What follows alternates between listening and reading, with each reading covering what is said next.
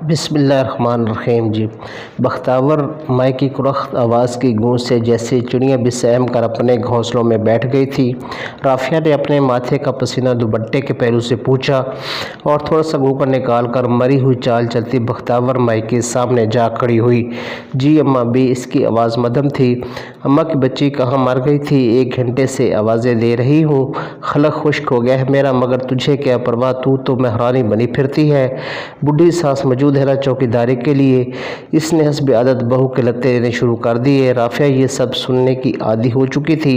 شادی کو 5 سال ہو چکے تھے۔ جب وہ بیاہ کر بختاور مائی کے گھر آئی تھی تو دیکھنے والوں نے کہا تھا کہ بختاور تیرے گھر تو چاند اتر آیا ہے، سنبھال کر رکھنا اس گلاب کے پھول کو۔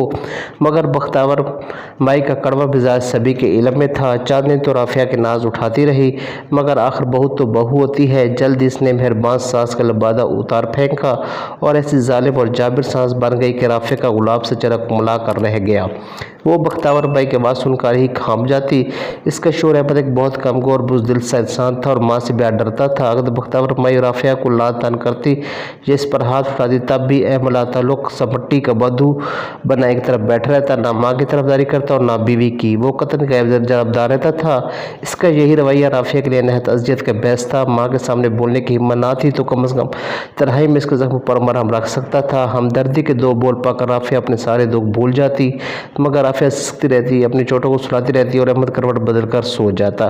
وہ ایک بے حس انسان تھا۔ شادی کے دوسرے سال کے گزرتے ہی بختاور مائی نے اپنی بہو کے ساتھ گالم گلوچ اور مار پیٹ کا سلسلہ شروع کر دیا تھا۔ اس سے پوتا چاہیے تھا، ہر صورت میں، ہر قیمت پر۔ لیکن قدرت اب بھی رافعہ پر مہربان نہ تھی اور جو خوشخبری ملنے کی دیر ہو رہی تھی، بختاور مائی کا غصہ اور نفرت بڑھتی جا رہی تھی۔ ارے صورت شکل کا کچھ آڑنا ہے کیا؟ ایسی عورت کس کام کی جو خاندان کو وارث نہ دے سکے؟ وہ اکثر بہرکنے انداز میں کہتی اور پھر رافعہ کو گالیوں اور کوسوں کے طویل سلسلہ سننے کو ملتا، مگر اس نے پلٹ کر کبھی ساس کو جواب نہیں دیا۔ خاموشی سے اپنے کام میں مصروف رہتی، معمولی غلطیوں پر بختاور اسے مارتی تھی۔ جو وقت گزرتا گیا رافعہ کی زندگی کھٹن سے کھٹن تار ہوتی جاتی تھی۔ اولاد نہ تو قصوروار ہمیشہ عورت کو سمجھا جاتا ہے۔ شہر میں یہ خیال کیا جاتا ہے نور پور تو ایک گاؤں تھا، ناخواندہ اور سمجھ بوجھ سے عاری سادہ لوگ افراد کی بستی۔ شادی کو 5 سال گزر گئے تو عورتیں بختاور مائی کو بہو کے علاج کا مشورہ دیتی۔ چند ایک نے بختاور مائی کو اپنے بیٹے کی دوسری شادی کا مشورہ دیا جو اسے بہت پسند آیا۔ جب رافعہ نے سنا تو بہت روئی۔ اسے احمد سے محبت تھی، وہ جیسا بھی تھا اس کا شوہر تھا، تقسیم تو کوئی عورت بھی برداشت نہ کرتی ہے۔ شام کو احمد واپس آیا تو رات کے کھانے کے بعد رافعہ نے اسے ساس کے ارادے سے آگاہ کر دیا۔ ماسی کہتی ہے اگر اولاد نہ ہوئی تو وہ تیرا دوسرا بیاہ کرے گی۔ وہ راضی سی ہو کر بولی، ایک بیاہ کر کے کون سا سکھ ملا ہے جو دوسرا کروں؟ احمد بولا، میرا مطلب اولاد کا سکھ ہے، اور کروٹ بدل کر دوسری طرف منہ کر لیا۔ بختاور کا روز کا معمول تھا کہ ناشتے سے فارغ ہوتی سر پر برقع ڈال کر پاس پڑوس کی خبر لینے نکل جاتی، صبح کی گئی دوپہر کے کھانے کے وقت لوٹ کر آتی اور اس دوران رافعہ گھر کی صفائی کرتی۔ مرغیوں کے ڈربے اور کبوتروں کے کھڈے کی صفائی کرنے میں خاصا وقت لگ جاتا۔ دوپہر کا کھانا کھا لینے اکثر جمیل آ جاتا تھا جو احمد کے کھیتوں پر ہی کام کرتا تھا اور رافعہ گھونگھٹ کی آڑ میں 2 آدمیوں کا کھانا اسے تھما دیتی۔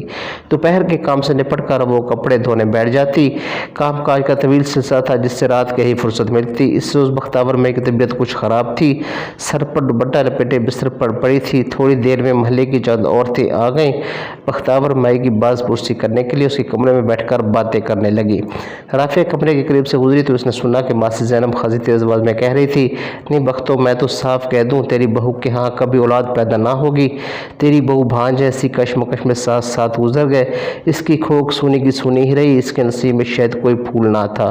لیکن ایک دن گویا معجزہ ہو گیا۔ رافعہ کام کرتے کرتے اچانک الٹی کرنے آنگن کنارے لگے نل کی طرف بھاگی تو گھر میں داخل ہوتی بختاور مائی سانس روکے کھڑی تھی۔ کیا بنجر زمین پر بھی پھول اگتے ہیں؟ شاید جو ہی بد ہضمی ہو گئی ہے۔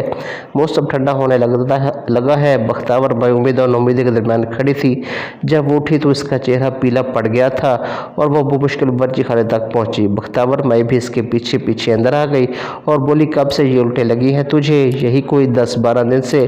اس نے کہا کہ اتنے دن ہو گئے تو نے مجھے بتایا بھی نہیں، یہ کام ہم چھوڑ چارپائی بیٹھ جا، میں ذرا رحمت دائی کو بلا کے لاتی ہوں، اللہ کرے خوشخبری ہو۔ ہمارے خوشی کے بختاور مائی کے پاؤں زمین پر نہ ٹک رہے تھے۔ تھوڑی دیر میں رحمت دائی ہامتی کامتی آ گئی، وہ بھی بہت خوش تھی۔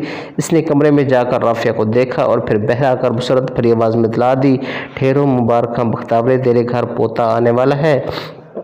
اچھا، وہ خوش ہو کر سجدے میں گر گئی اور خوشی میں دائی کو 50 روپے کا نوٹ مبارک کے طور پر دیا۔ اب بختاور مائی اپنی بہو کا بہت خیال رکھتی تھی۔ ایک دن صبح جب بیدار ہوئی تو اپنی بہو کو گھر میں موجود نہ پایا اور نہ ہی اپنے بیٹے کو۔ کافی انتظار کے بعد اس کا بیٹا احمد واپس آ گیا تو اس نے پوچھا بہو کہاں گئی ہے؟ تو اس نے بتلایا میں اس کی ماں کے گھر چھوڑ آیا ہوں۔ تو بختاور مائی نے کہا چلو اچھا کیا، کوئی دن اس کا دل بہل جائے گا۔ جب 15 دن بعد بھی اس کی بہو واپس نہ آئی تو وہ خود اس کو لینے اس کے گاؤں چلی گئی۔ جب وہ شام کو ان کے گھر پہنچی تو گھر میں ایک عجیب قسم کی خاموشی تھی۔ تو اس نے اپنی بہو سے کہا بیٹی چلو میں تمہیں لینے آئی ہوں، مگر رافعہ نے اس کی طرف دیکھے بغیر زہریلے لہجے میں بولی تجھے یاد ہوگا ابھی زیادہ دن نہیں گزرے کہ تو نے مجھے بھانج کہا کرتی تھی، اور گاؤں کی عورتوں کا بھی یہی خیال تھا کہ میں بھانج ہوں، مجھے اس بات سے بہت تکلیف پہنچا کرتی تھی، عورتیں جب کرنے پر آئے تو سب کچھ کر گزرتی ہے۔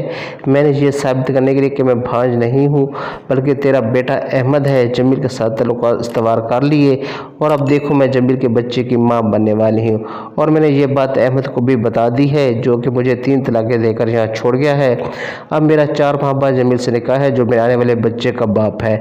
بختاور مائی کے ہوش آواز پر ایسی بجلی گری تھی کہ نہ وہ بول سکتی تھی اور نہ سن سکتی تھی، بس صرف دیکھ سکتی تھی جو کہ اس کے ایک لفظ بھانج کا انتقام لینے کے لیے کس حد تک پہنچ گئی تھی۔ تو ناظرین محترم یہ تھی ہماری آج کی کہانی، امید ہے آپ کو پسند آئی ہوگی۔ اگر آپ اسی طرح کی مزید اچھی ویڈیوز دیکھنا چاہتے ہیں تو ہمارے چینل کو سبسکرائب کریں تاکہ ہماری ہر نئی آنے والی ویڈیو آپ کو بر وقت ملتی رہے۔ بہت جلد ایک نئی ویڈیو کے ساتھ آپ کی خدمت میں حاضر ہوں گے۔ ناظرین محترم ہمارے چینل پر روزانہ اسلامی واقعات، سٹوریز اور قصے کہانیاں ہم اپلوڈ کرتے رہتے ہیں۔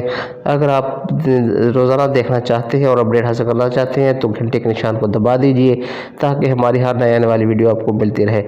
تب تک اللہ حافظ، اپنا اور اپنے پیاروں کا ڈھیر سارا خیال۔